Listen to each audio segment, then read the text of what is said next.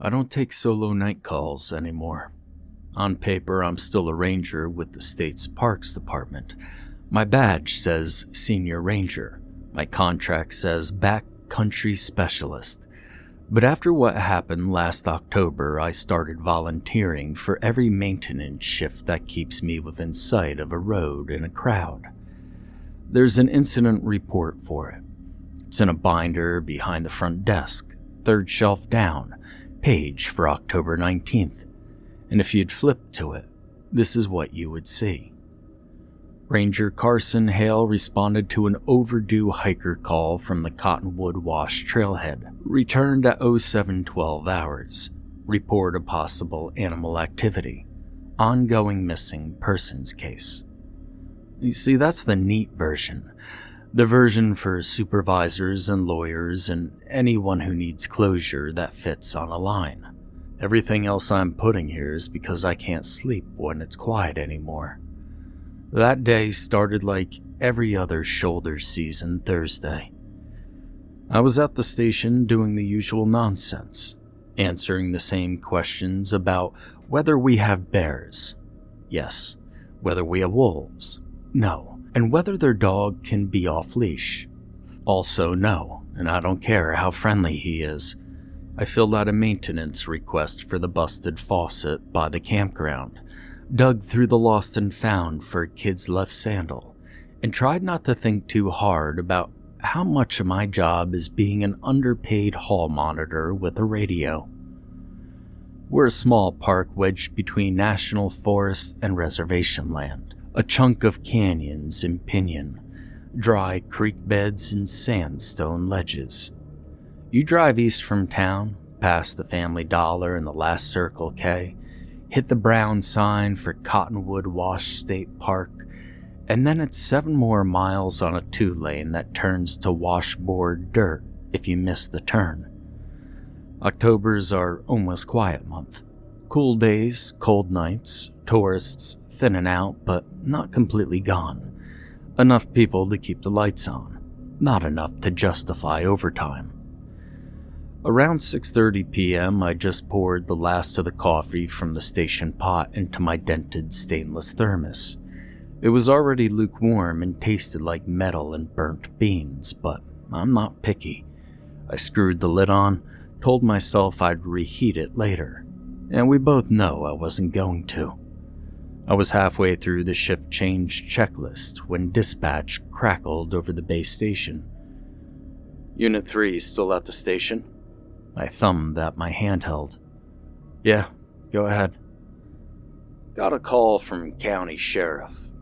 Overdue hiker, vehicles registered to a Matthew Klein, age 34. Parked at Cottonwood Wash Trailhead since 0917 this morning.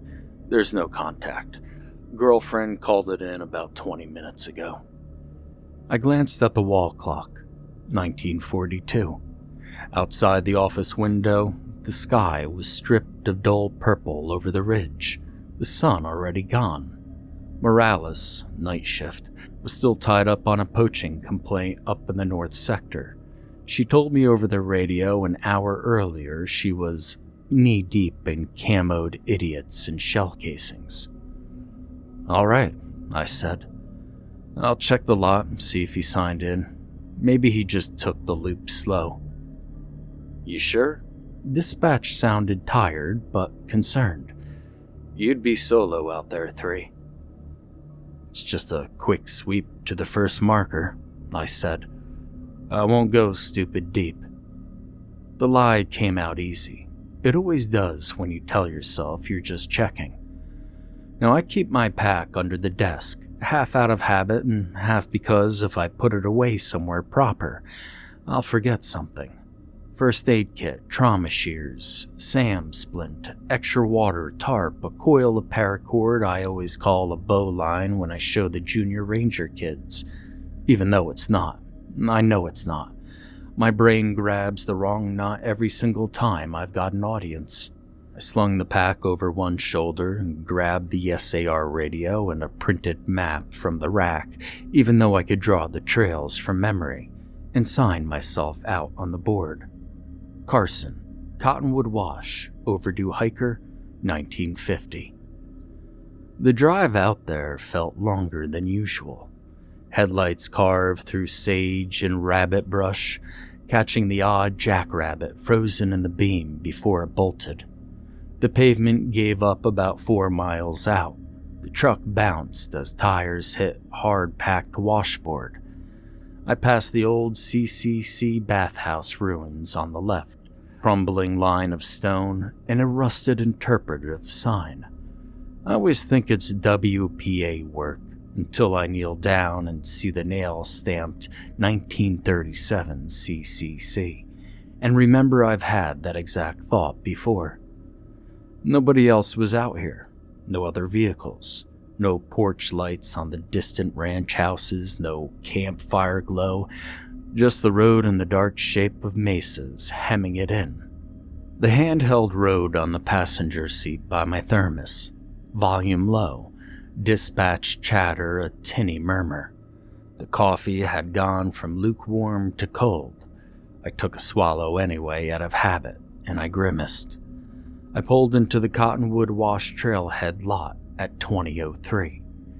One vehicle sat there, a blue Subaru Outback with a rental barcode sticker on the rear window. Thin coat of dust and no tracks behind the tires. Hood cold when I put my hand on it. I swung the truck so the headlights washed over the bulletin board and trailhead sign. The board was a usual mess. Faded fire danger meter, watch for rattlesnakes poster, a missing dog flyer someone had taped up 3 months ago. The wind barely moved. Cottonwoods along the dry creek bed might as well been painted on. I grabbed my flashlight, clicked on it, and walked over to the sign-in box. We don't force people to log in and out, but we encourage it. Sometimes it saves hours. Sometimes it doesn't help at all. The sheet inside was almost full. I flipped past the earlier entries until I saw it. Name Matthew Klein. Timeout 0930. Destination Loop to Ridge Overlook. And expected return by 5 o'clock. Now, I don't know why that by 5 snagged in my head. People usually scribble afternoon or don't bother. The way he wrote it made it look like a promise, like he told someone, I'll be out by 5, I swear. Unit 3 at Cottonwood Trailhead, I said into the radio. Subject's vehicles present, name matches sign-in, no sign of subject at the lot. Copy 3, dispatch answered. You requesting secondary unit? I looked out at the trail sign, the dark mouth of the path dropping into the wash. The part of my brain that likes checklists and procedures whispered you should wait. The other part, that loud SAR part that starts writing worst-case scenarios the second a hiker is late, was already picturing a broken ankle at the first switchback. A guy sitting in the dark slowly getting hypothermic because I didn't want to lose sleep. Negative for now, I said. I'll hike to the first mile marker, see if I could pick up his tracks. If he went out at 9, he should have been back before dark. Copy, check in every 30. I clipped the radio back to my vest, tightened my pack straps. The air had that in-between temperature when you know the real cold is waiting just out of sight. The trail into Cottonwood Wash starts as a gentle slope of packed sand and loose rock, then drops into the creek bed after a quarter of a mile. In daylight, it's a casual stroll. At night, even with good light, your world shrinks to a tunnel, the circle in front of your boots, and then nothing. I stepped past the trailhead sign and felt that shift I always do. The parking lot behind me became a rectangular of lesser darkness. Ahead was just the beam and the unknown. I picked up his tracks before the first switchback. Decent hiking boots, not fashion ones. Deep tread, maybe a size 10. The sandy stretches between rock patches held his prints like ink. You kind of get used to reading people in their tracks, whether they walked or jogged, how heavy their pack might have been, whether they were sightseeing or perhaps marching. For the first half-mile, Matthew Klein read like a normal guy out for a long loop. Center of the trail, steady stride, no dragging, no weird pauses. Nothing that said panic, nothing that said intoxicated or injured. The canyon was colder than the lot. The rock walls held the cool and let heat bleed off fast. My breath fogged in the beam in short bursts. And somewhere up on the rim, a coyote yipped once, and then shut up. I waited to hear the others answer, but they didn't. At the first mile marker, a battered wooden post with 1 carved into it and a strip of reflective tape peeling away. I checked my watch. 20:26. Unit 3, I said into the radio. At mile marker 1, subject's trail still visible and consistent, continuing toward ridge overlook. The static hissed. Then dispatch's voice slid through, muffled and thin. Uppy, 3.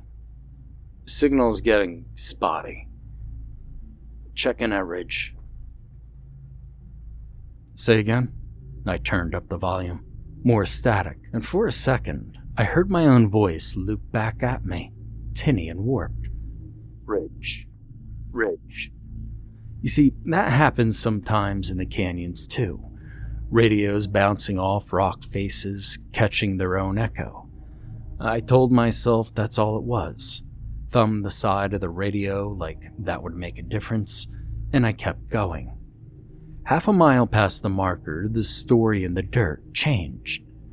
It started small, a single step off the packed center of the trail, a deeper imprint like he'd stumbled and caught himself, then another, then a run of short, choppy steps that veered toward the right, toward the darker line of brush hugging the wash wall. I swept my light ahead slowly. The beam caught on a long scuff where something heavy had slid sideways, gouging a shallow trench into the sand.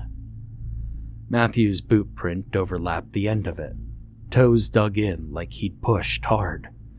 I crouched, fingers brushing the disturbed sand. The trench went both ways, as if something had dragged, stopped, and then dragged again. Beside it, half softened by the wind, was another print. My first thought was coyote, then big dog, then something gave up. It was a bare foot. It wasn't right though. The toes were too long with an odd curve to them. The arch of the foot dipped narrow and deep, like it belonged to someone who'd never worn shoes in their life.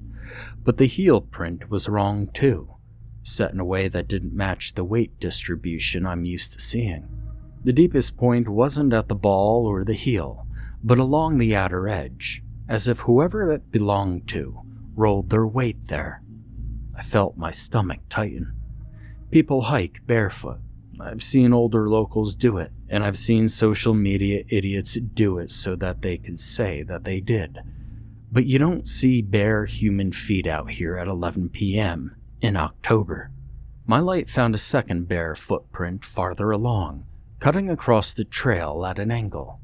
Then a third, half on rock, half in sand.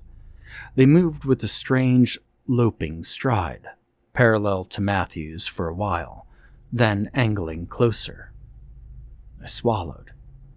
Could be nothing, I said out loud, which is dumb, but people talk to themselves alone in the field more than they care to admit. Could be some kid messing around, could be erosion, or it could be me just reading the shadows.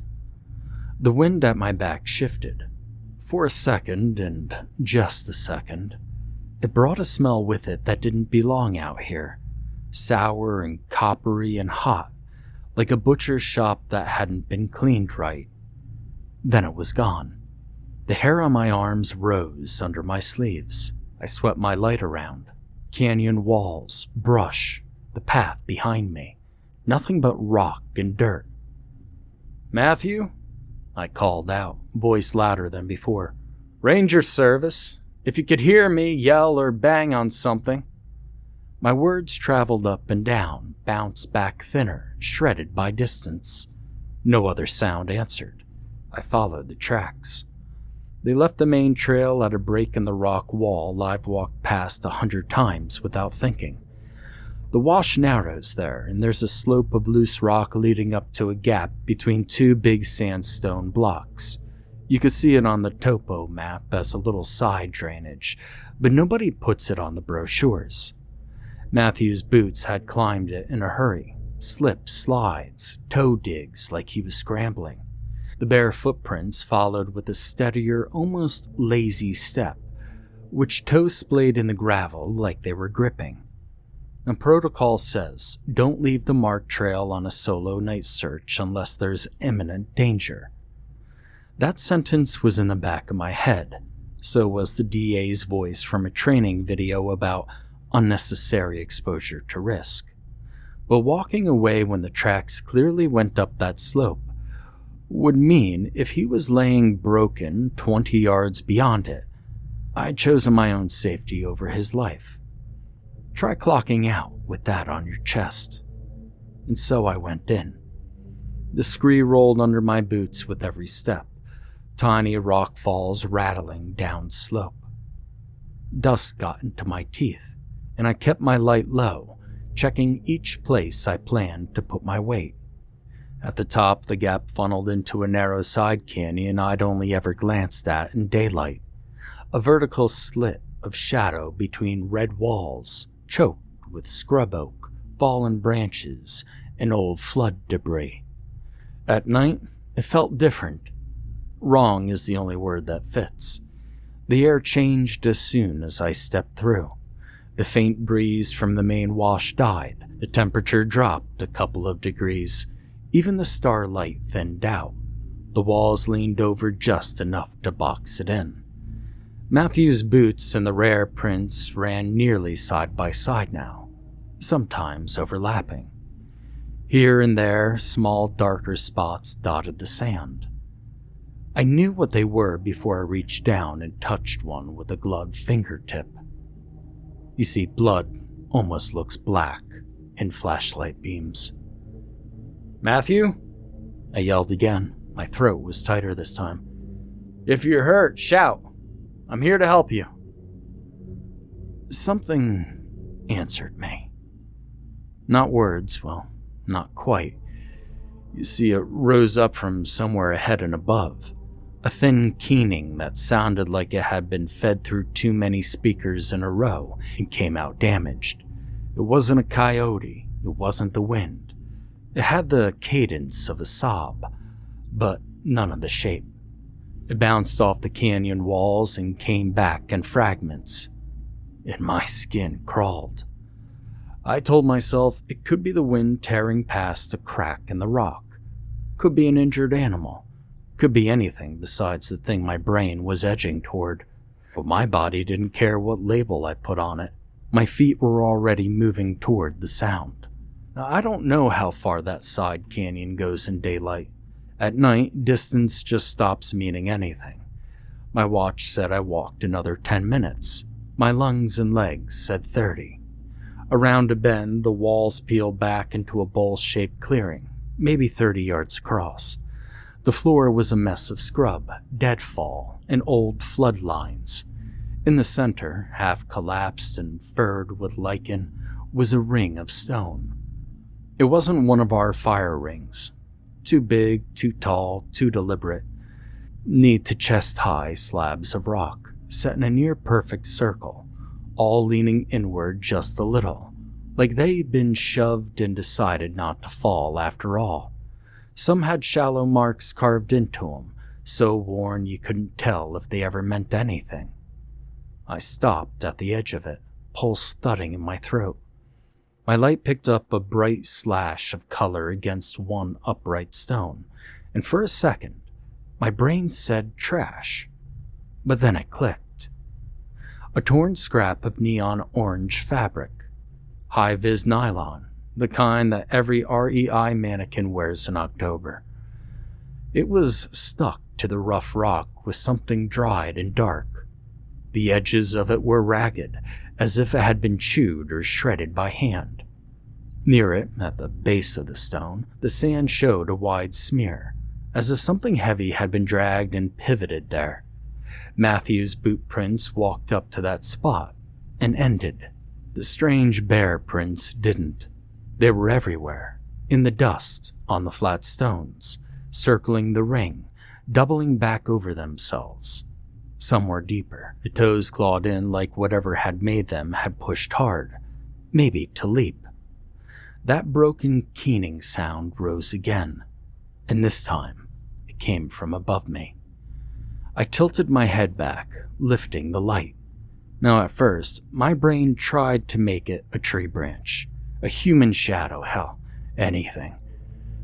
Something clung to a narrow ledge maybe 10 feet above the ring. Pale limbs bent at angles that made my joints ache just looking at it.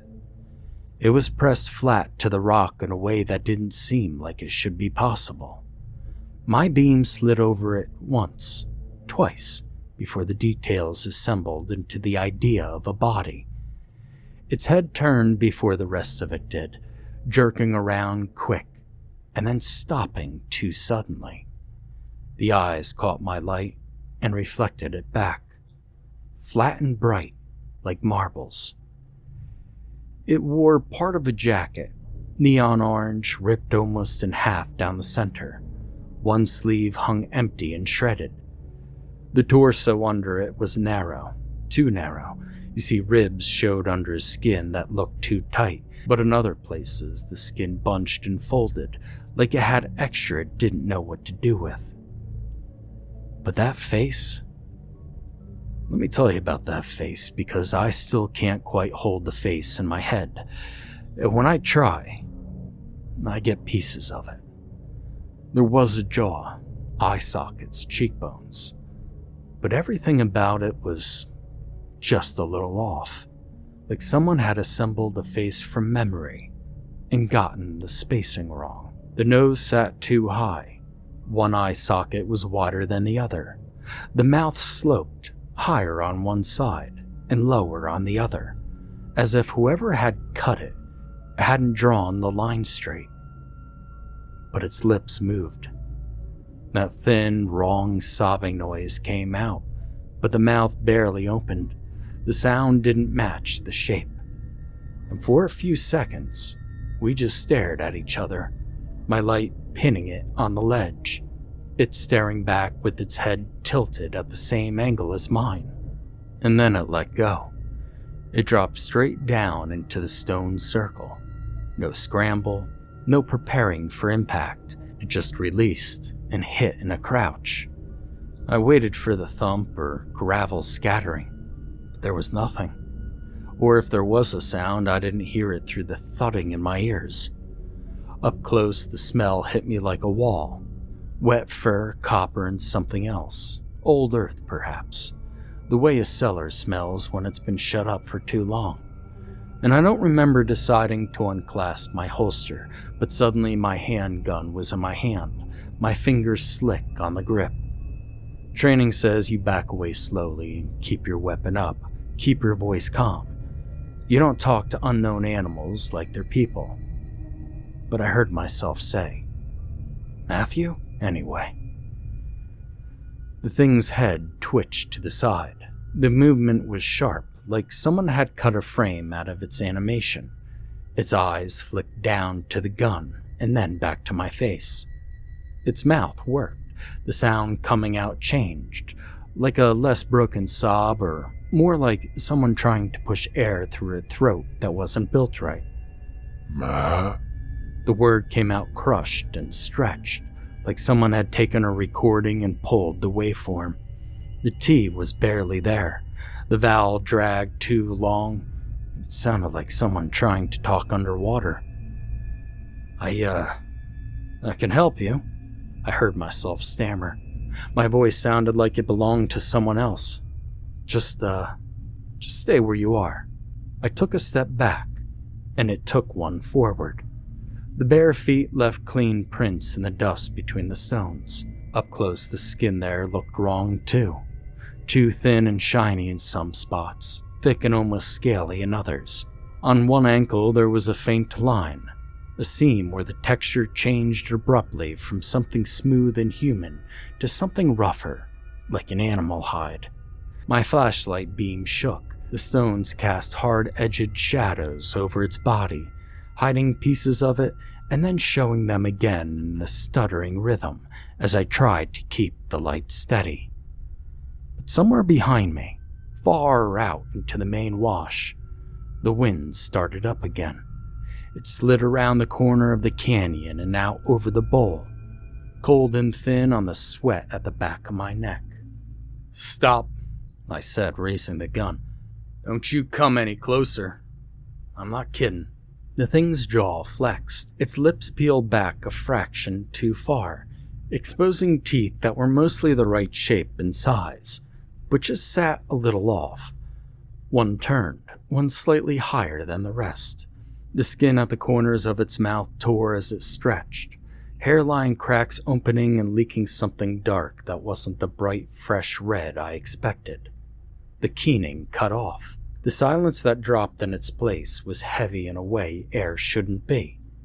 And then, very clearly it said, "Help." Not like someone begging, but like someone testing a word that they'd practiced. Now here's the part where I would love to tell you that I fired, that I put 2 rounds center mass, that it dropped, and that we hauled the body out and tagged it and sent it off to a lab, and now I can point to a report and say, this is what it was. But instead, the part of me that has nothing to do with training, the old part, the prey animal part, took over. And I turned and I ran. The next few minutes exists in my memory like a series of still photos. My boots hitting the canyon floor, my pack slamming between my shoulders, my flashlight beam jerking over rocks and dead branches and the mouths of side cracks. Behind me, something moved, and at first there was a noise like someone pulling themselves free from deep mud, like a wet suction sound. And then the patter of bare feet. More than 2. Faster than I wanted to believe anything on 2 legs could move on that terrain. I didn't look back. I knew if I did, my brain would freeze and my body would follow. The narrow part of the side canyon came up too fast. I clipped my shoulder on one wall, bounced off the other, skinning my knuckles. Pain flared bright and stupid and somehow helped, because it made everything feel real again. The main wash opened ahead in a slice of slightly lighter dark. The strip of sky above got wider. Stars were just pinpricks between canyon rims, but they were there. My radio exploded with static against my chest. "Son? Carson, you copy? We lost you on 3. Are you—" "3!" I yelled. No call sign discipline left. "Unit 3, I'm in Cottonwood Side Canyon. I've encountered—" I had to swallow just to get the next words out.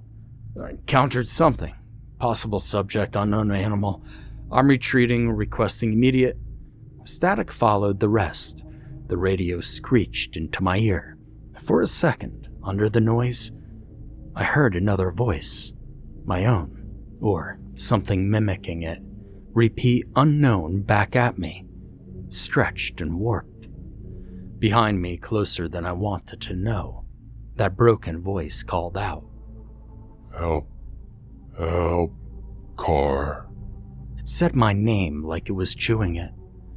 Now, I don't remember deciding to slow down. I do remember my knee blowing up with pain as I misjudged a step and my right foot skidded on loose gravel. I went down hard. Something in my knee popped and the world went white around the edges. I grabbed the juniper branch and used it to haul myself up. My legs screamed. The smart move would have been to stop, get my bearings, maybe find cover. But I kept moving. You can't sprint blind through a canyon and expect to survive. Every instinct screamed, run as fast as you can. The rest of me knew if I broke into a full panic scramble, I'd miss a turn and go off into a side ravine, or even over a ledge. And so I forced myself to do the thing I always tell new rangers in training. Slow is smooth, and smooth is fast. Or however that saying actually goes. It kind of feels like garbage when something is chasing you, but it keeps you alive. Watch the trail, I muttered, breath ragged. Landmarks. You know this place. You've been here 100 times. The first mile marker came into view like a hallucination, reflective tape winking in my beam. If I had had spare oxygen, I probably would have laughed. Halfway, I told myself, just halfway, keep going. And then something moved at the edge of my light, up on the slope.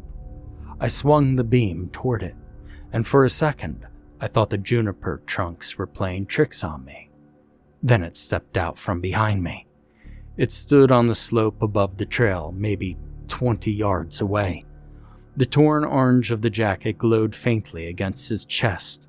Its limbs looked longer than they had in the stone circle, joints set at slightly different angles, like the act of moving had rearranged them. Its head was cocked. Its eyes didn't glow like an animal's this time. They just absorbed the light. Too still, too intent. We stared at each other for 1, 2 heartbeats, and then it moved.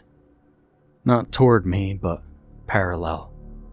It began to walk the contour line, up the slope, matching my position as I started down trail again. Same pace, same distance. And every time I flicked the light that way, it was there, just outside the center of the beam. I've watched mountain lions shadow people before. Hell, I've seen coyotes trot along a ridge, keeping a hunter in sight. This was like that, and not like that at all. There was no curious tilt, no animal caution. It felt clinical, like it was observing, like it decided running me down wasn't as interesting as seeing what I would do. I kept my eyes mostly on the trail, checking every few seconds that it was still there and not suddenly closer. My heart hammered. My knee ached with every step. The urge to bolt full out almost shook my teeth. Morales' voice came back to me out of nowhere. Us at the picnic table behind the station on a dead afternoon, her rolling a cigarette between her fingers, talking about the stories her grandmother used to tell. Stuff out there that walks on 2 legs and 4, and you don't say the name, she'd say. You don't look at it if you can help it. You sure as hell don't talk to it. And if it knows you know, that's when you've got a problem. I'd made some dumb joke about already having enough to worry about with tourists. I didn't feel like laughing now. I didn't talk. I didn't raise the radio again. I didn't shoot. The trail curved left and then right. The rectangle of open sky that meant the trailhead lot was close crept into view in front of me, pale compared to the canyon. And above me, that thing stopped. I looked up before I could stop myself, stood at the very edge of the slope, toes almost over the drop, and in my light its eyes had gone reflective again, picking up just enough glow to look wrong. Its chest rose and fell once. Then it opened its mouth. The sound that came out wasn't a scream the way you think of a scream. It was a steady, high, piercing tone, a sound so sharp it made the fillings of my molars ache. It didn't rise or fall. It just held, like a test tone in your inner ear. Underneath it, I heard something else. Something that was fainter and layered, a murmur that might have been voices stacked on top of each other, like a crowd recorded from too far away. Some sounded like they were crying, some like they were laughing, but none of the emotion matched the tone. It was all wrong. The world narrowed to that noise and the rectangle of the trailhead lot ahead. My legs did the choosing for me, and I ran. The tone cut off midstream like someone had yanked a cable, and the sudden silence was almost a physical hit. So I sprinted the last stretch, my knees protesting with every jolt. Adrenaline did what ibuprofen couldn't. Then I was out. I burst into the parking lot like I'd stepped through a door. The truck, the pit toilet, the bullet-riddled no shooting sign, man, everything ordinary and stupid and real all appeared at once. My flashlight beam slammed into the side of the blue Subaru, bounced to the bulletin board, swung over the hood of my truck. My thermos was still on the seat where I'd left it, silver catching the light, and for some reason that almost undid me more than anything else. The radio at my shoulder clicked. 3? Carson, you copy? We lost you for a good 10 minutes there, and my knees finally gave out. I dropped onto the dirt by the truck, one hand catching the bumper to keep myself from face-planting. The radio dug into my chest where the harness had shifted, the antenna jabbing under my jaw. My boot knocked the thermos off of the seat when I leaned in. It hit the floorboard with a dull thunk. 3, I gasped. At Trailhead, I'm at the lot. Suspect not found. There's an unknown animal in the area. I repeat, unknown animal, aggressive behavior. Request backup. Hell, lots of backup. You know, I wasn't proud of how that last bit came out. Copy 3, dispatch said, clearly exhaling into the mic. Morales is en route. County deputies notified. ETA 20 to 25 minutes. Stay in your vehicle. Do not re-enter the trailhead. Affirmative, I said, and it came out more like a wheeze than a word. I hauled myself upright using the truck's side mirror. My reflection looked worse than I felt. Sweat plastered dark hair to my forehead, a smear of blood on one knuckle, dust all up my pants, eyes wide. The Subaru sat silent and patient. For reasons I didn't examine too closely right then, I walked over to the driver's side and cupped my hands to peer inside. The door was locked, though the glass I could see a rental agreement on the passenger's seat with the logo from a Phoenix airport rental place, a half-empty Arrowhead water bottle, and a dog-eared Rand McNally Atlas folded open to northern Arizona. On the back seat was an orange jacket, or what was left of it. The main body of it had been stuffed in there in a hurry, still zipped. Both sleeves were shredded, long diagonal tears running from cuff to shoulder. The nylon was stiff and dark in patches. Someone had tried to wipe it off and given up. The drying made it pucker. Hell, I stared at that thing for long enough that Morales' headlights coming up the road made me jump. I didn't tell Morales everything that night. I told her I'd followed the subject's tracks to an unmarked side canyon, heard what I thought was an injured person, found blood and torn clothing and signs of a struggle. I told her something large had swallowed me on the way out, that I hadn't seen it clearly, that it might have been a mountain lion acting strange. She looked at my face for a second longer than I was comfortable with, then nodded once. Okay, she said. Animal? Fine. You're limping. You're not going back in. The deputies pulled in behind her, doors slamming and radios chirping. Their floodlights turned the trailhead into a stage, and I watched them fan out with rifles and spotlights, young, confident, joking under their breath because that's how you keep your nerves down. We ran a full search the next day. Dogs, volunteers, hell, every ranger that we could spare. The sun was bright and the sky cloudless. The side canyon looked smaller in daylight, its shadows shallow. We found the stone ring, we found the blood, we found more of the jacket jammed into a rock crack like someone had tried to hide it. But what we didn't find was Matthew. The dogs didn't like the circle. They'd approach to about 10 feet, then bark and whine, their hackles up on their back. One of the deputies joked about bad vibes, but Morales didn't laugh. The official story settled on probable animal predation. The report lists cougar as the likely culprit, with one of those cover-your-ass lines like, Though no conclusive physical evidence of the animal was recovered, behavior and sign are consistent with known predation events. And if you read the report, it sounds tidy. You see, guy goes hiking, meets big cat, doesn't come home. Happens more than people think. But that messy part stayed in my head. His girlfriend came out twice over the next month. The first time she met with the sheriff, nodded through all the phrases. Ongoing investigation.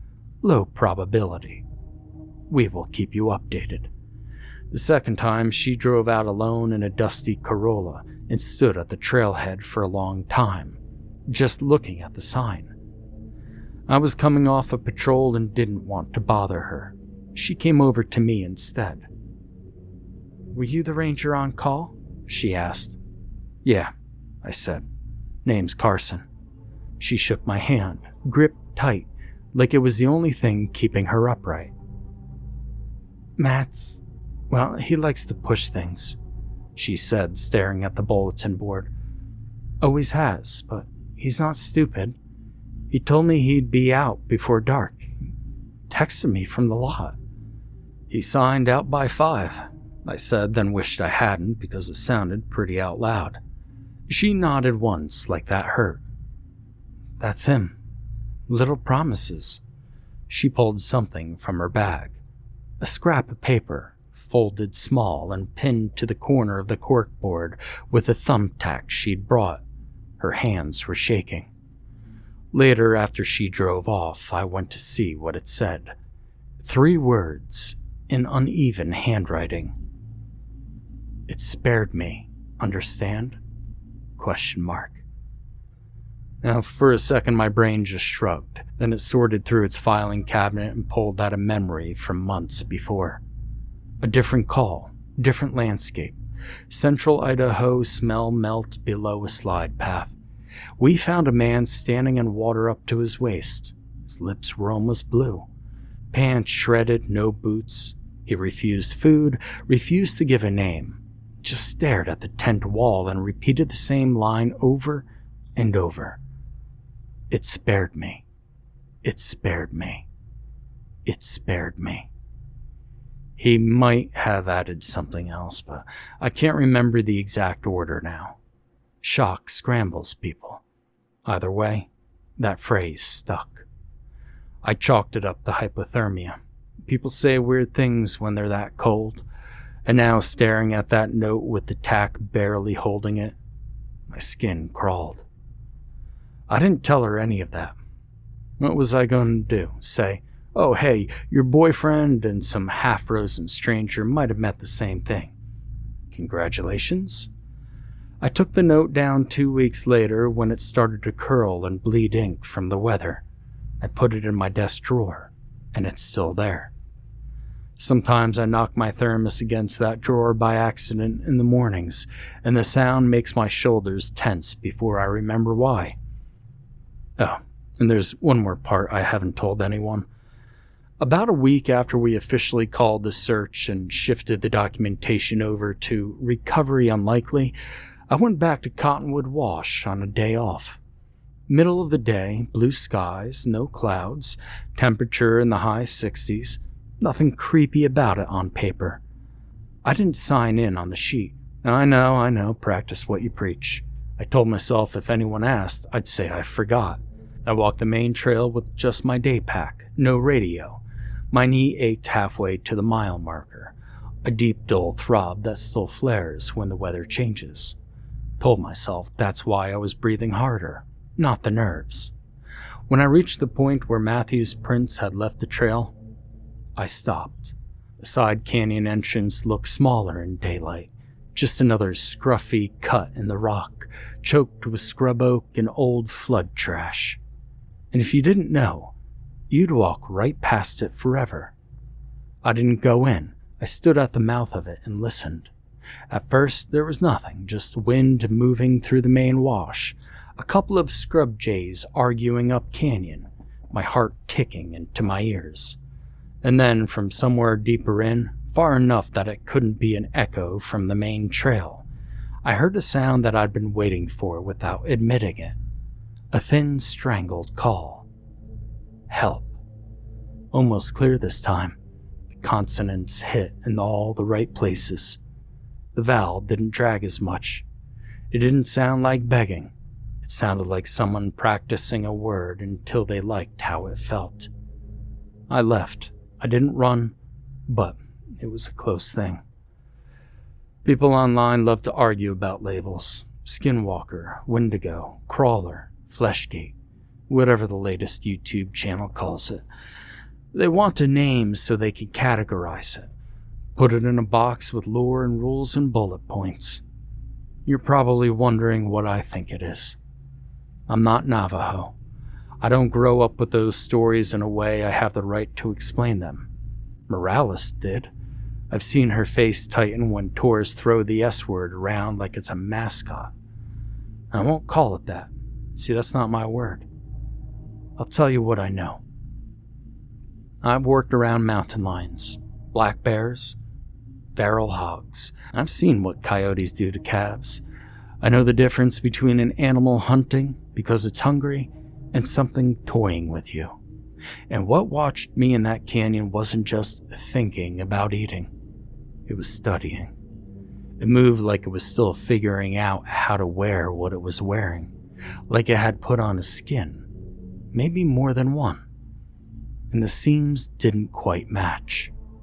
The voice it used didn't belong to a single throat. It sounded like it was made out of pieces. And when it said my name, I'm sure of this one thing. It wasn't repeating it back blindly. It was trying it on.